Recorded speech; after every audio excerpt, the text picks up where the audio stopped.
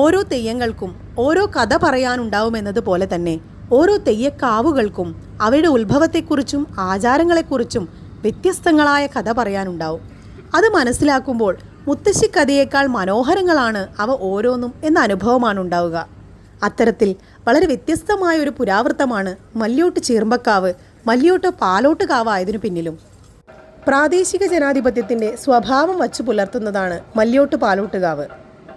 തീയൻ, കാവുതീയൻ, കിടാരൻ, ആശാരി, മൂശാരി, വേലൻ, മലയൻ, വണ്ണാൻ, കണിശൻ, നമ്പൂതിരി എന്നിങ്ങനെയുള്ള വ്യത്യസ്ത ജാതി സമൂഹങ്ങളിലെ മനുഷ്യർ ആചാരബന്ധം പുലർത്തി സംരക്ഷിക്കുന്നതിനാലാണ് ഇവിടുത്തെ ഉത്സവങ്ങൾ ഇത്രയേറെ ആകർഷകമായി തീരുന്നത്.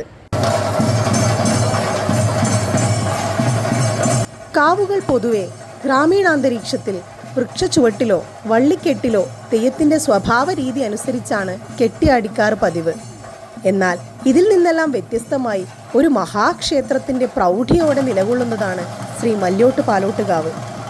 ഇവിടെ വിഷ്ണു ഭഗവാന്റെ ആദ്യ അവതാരമായ മത്സ്യ അവതാരത്തെ പാലോട്ട് ദൈവമായി ആരാധിക്കുന്നു. ഈ ആദ്യ വൈഷ്ണവ ചൈതന്യം ലക്ഷ്മി ചൈതന്യമായ പൂമാലയോടുകൂടി ഭക്തർക്ക് ഐശ്വര്യവും അനുഗ്രഹവും നൽകി ഇവിടെ പൂർണ്ണ ചൈതന്യത്തോടെ നിലകൊള്ളുന്നു.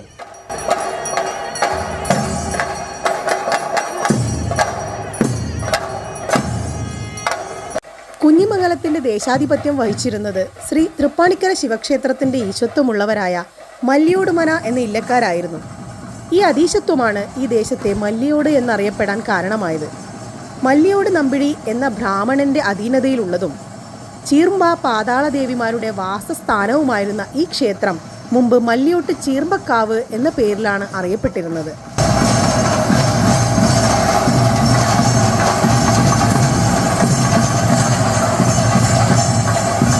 അങ്ങനെയിരിക്കെ ഒരു നാൾ മല്യോട്ട് ചീർമ്പക്കാവിൻ്റെ അധിപനായ മല്യോട്ട് നമ്പിടി തൻ്റെ വിശ്വസ്തനും കർമ്മയോഗിയും സ്ഥൈര്യം കൊണ്ട് പ്രബലനുമായ ഭണ്ണാരപ്പുര തറവാട്ടുകാരനവരെ വിളിച്ചു വരുത്തി കാവിൻ്റെ താക്കോലും തൻ്റെ കരത്തിലണിഞ്ഞ സ്വർണ്ണവളയും ഭണ്ണാരപ്പുര കാരണവർക്ക് നൽകി ഇപ്രകാരം പറഞ്ഞു അത്രേ: ഞാൻ തിരിച്ചു വന്നാൽ തരണം നല്ല ഊരെന്നും, അല്ലായെങ്കിൽ നീ കയറി തുറക്കണം എന്നും കൽപ്പിച്ച് അദ്ദേഹം യാത്രയായി.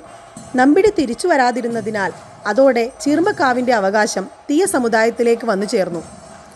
നമ്പിടി നൽകിയ ആ വള ഇന്നും ഉത്സവ സമയത്ത് തിടമ്പെഴുന്നള്ളിക്കുമ്പോൾ മല്ലിയോടൻ ധരിക്കുന്നു. പാലോട്ട് ദൈവം മല്യോട്ട് പാലോട്ടുകാവിലേക്ക് എഴുന്നള്ളിയ കഥ ഇങ്ങനെയാണ്.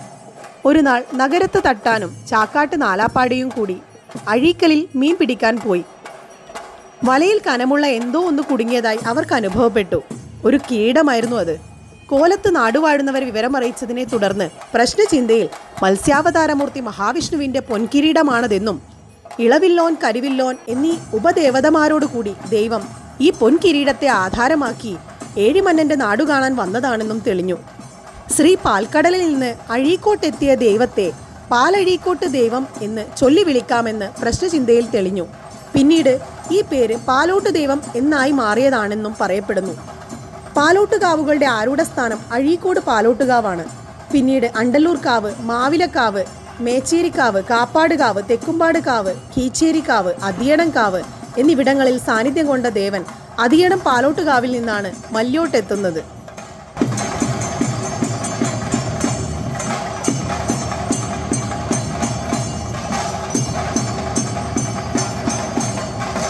ഒരിക്കൽ ഋഷിതുല്യനായ മല്യോട്ടെ ചെമ്മരൻ പണിക്കർ, കൊട്ടാരത്തിൽ കാരണോൻ, പാണച്ചിറമ്മൽ ഗുരുക്കൾ, മുള്ളിക്കോടൻ മണിയാണി, പേരൂൾ നേണിക്കം എന്നിവർ ഒത്തുചേർന്ന് അതിയടത്ത് പാലോട്ടുകാവിൽ ഏഴാം വിളക്ക് കാണാൻ പോയി. പാലോട്ട് ദൈവത്തിൻ്റെ മനന്മയക്കുന്ന ചൈതന്യം കണ്ട് അവർ 5 പേരും കൊതി തീരാതെ നോക്കി നിന്നു. ദൈവത്തെ കണ്ടും കേട്ടും മതിവരാതെ അവർ മനോവേദനയോടെ മല്യോട്ടേക്ക് തിരിച്ചു. വരുന്ന വഴി പാണച്ചിറമ്മൽ കളരിയിലെത്തി വിശ്രമിച്ചു. കുറച്ചുകൂടി മുന്നോട്ട് നീങ്ങിയപ്പോൾ പണിക്കർക്ക് അതിയായ ക്ഷീണവും തളർച്ചയും അനുഭവപ്പെട്ടു. പണിക്കർ നേരെ നടന്ന് മുള്ളിക്കോടൻ മണിയാണിയുടെ വീട്ടിലെത്തി സംഭാരം ചോദിച്ചു. സംഭാരം ചോദിച്ച അവർക്ക് അവിടുത്തെ അമ്മ പടിഞ്ഞാറ്റിയിൽ നിന്ന് കറന്നു വച്ച ഒരു കിണ്ടി നിറയെ പാലാണ് നൽകിയത്. അവിടെ നിന്ന് വീട്ടിലെത്തിയ പണിക്കർ തൻ്റെ ഓലക്കുട കൊട്ടിലകത്ത് വെച്ചപ്പോൾ കുട ഇളകിയാടുന്നതായി കണ്ടു. ഇതേ സമയം മുള്ളിക്കോടൻ മണിയാണിയുടെ വീട്ടിലും ഒരത്ഭുതം സംഭവിച്ചു.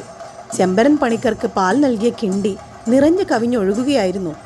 പ്രശ്നചിന്തയിൽ വെള്ളോലക്കുട ആധാരമായി പാലോട്ട് ദൈവം മല്യോട്ടേക്ക് എഴുന്നള്ളിയിരിക്കുന്നതായി തെളിഞ്ഞു. വെള്ളോലക്കുടയിൽ സാന്നിധ്യം ചെയ്ത പാലോട്ട് ദൈവത്തിന് കുഞ്ഞിമംഗലത്ത് ഒരു സ്ഥാനം വേണം. ശ്രീ ചീർമ്പക്കാവും പരിസരവും ദൈവത്തിന് ഇഷ്ടമായി. തൻ്റെ താൽപ്പര്യം പാലോട്ട് ദൈവം ദേശത്തിനധിപനായ തൃപ്പാണിക്കര അപ്പനെ അറിയിച്ചു. മടയിൽ ചാമുണ്ടിയും രക്തചാമുണ്ടിയും പരദേവതയും കുണ്ടൂർ ചാമുണ്ടിയും കുറത്തിയമ്മയും സ്വൈരവിഹാരം നടന്നുകൊണ്ടിരിക്കുന്ന സ്ഥലമായിരുന്നു അത്. മടയിൽ ചാമുണ്ടിക്ക് പാലോട്ട് ദൈവത്തിൻ്റെ വരവ് അത്ര പിടിച്ചില്ല. വിഷ്ണുവിൻ്റെ വരവ് തൻ്റെ പ്രഭാവത്തെ അല്പം കുറച്ചേക്കാമെന്ന് അമ്മ ധരിച്ചിരിക്കാം. എന്നാൽ സർവാധികാരിയായ തൃപ്പാണിക്കര മഹാദേവൻ മടയിൽ ചാമുണ്ടിയെ തൻ്റെ സവിധത്തിലേക്ക് വിളിപ്പിക്കുകയും പാലോട്ട് ദൈവത്തിൻ്റെ ആഗമനത്തിൽ ആദിത്യമര്യാദ പാലിക്കണമെന്ന മഹേശ്വരൻ്റെ ശാസന ദേവി അനുസരിക്കുകയും ചെയ്യുന്നു. അതുപ്രകാരം ദേവി പാതി വഴിവരെ ചെന്ന് പാലോട്ട് ദൈവത്തെ സ്വീകരിച്ച് ആനയിച്ചു കൊണ്ടുപോയി തൻ്റെ ഇരിപ്പിടം തന്നെ ദൈവത്തിന് നൽകി. ശേഷം അല്പം വടക്കു മാറി ദേവി സ്ഥാനം കൊള്ളുകയും ചെയ്തു. തങ്ങൾക്കുണ്ടായ ഈ സ്ഥാനമാറ്റത്തിൽ ദേവിയും കൂട്ടാളികളും അതീവ ദുഃഖിതരായിരുന്നു.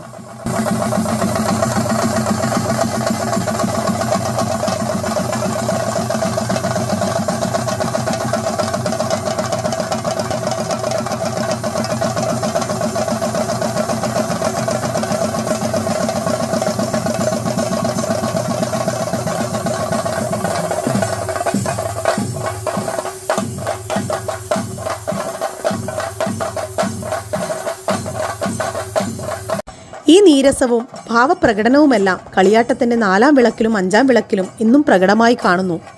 തൃപ്പാണിക്കര ശിവക്ഷേത്രത്തിലേക്കുള്ള മടയിൽ ചാമുണ്ടിയുടെ മാലയെടുക്കാൻ പോകൽ ചടങ്ങും മാലയെടുത്ത് തിരിച്ചെത്തി അമ്പലത്തിന് സമീപത്തെ അരയാലിന് താഴെ സങ്കടത്തോടെ ഇരിക്കുകയും പാലോട്ട് ദൈവത്തിൻ്റെ എഴുന്നള്ളൽ സമയത്ത് മടയിൽ ചാമുണ്ടി മുഖം താഴ്ത്തി നടയിൽ പകുതി വരെ പോയി ദൈവത്തെ കൂട്ടിക്കൊണ്ടുവരുന്നതുമെല്ലാം ഈ ഒരു ഐതിഹ്യത്തെ കൺമുന്നിൽ കഥ പോലെ കാണിച്ചു തരുന്ന പ്രതീതിയാണ് നൽകുന്നത്.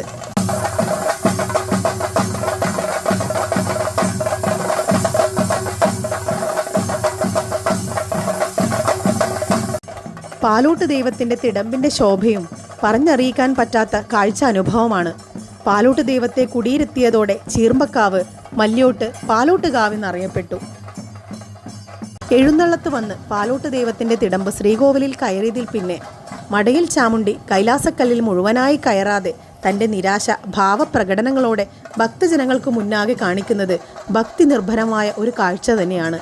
ഒരേ സമയം പാലോട്ട് ദൈവത്തെ വണങ്ങുകയും അതേസമയം തന്നെ നെഞ്ഞത്തടിച്ചും തലയിലടിച്ചും തൻ്റെ സ്ഥാനനഷ്ടത്തിലെ നിരാശ പ്രകടിപ്പിക്കുകയും ചെയ്യുന്നത് ഉത്സവ ചടങ്ങുകളിലെ എല്ലാവരും കണ്ടിരിക്കേണ്ട ഒരു ചടങ്ങ് തന്നെയാണ്.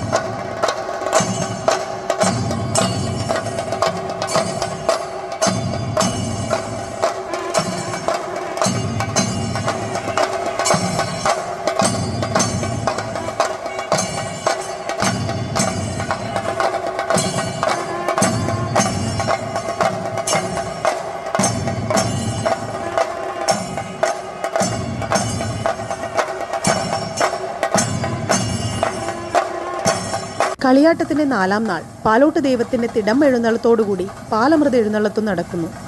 മുള്ളിക്കോടൻ മണിയാണി തറവാട്ടുകാർക്കാണ് പാലമൃത് കൊണ്ടുവരുന്നതിനുള്ള അവകാശമുള്ളത്. ഓരോ കാവുകൾക്കും അതിൻ്റെ സൗന്ദര്യം പോലെ തന്നെ അതിൻ്റെ ആത്മസത്ത ഉൾക്കൊള്ളുന്ന പുരാവൃത്തങ്ങളും കഥകളുമുണ്ട്. ഏതൊരു കാവിനെയോ അമ്പലത്തെയോ സമീപിക്കുമ്പോൾ ആ ആത്മസത്ത അറിഞ്ഞ് സമീപിക്കുക, എന്നാൽ മാത്രമേ ദൈവികമായ അനുഭവം നമ്മളെയും പ്രകാശിതമാക്കൂ.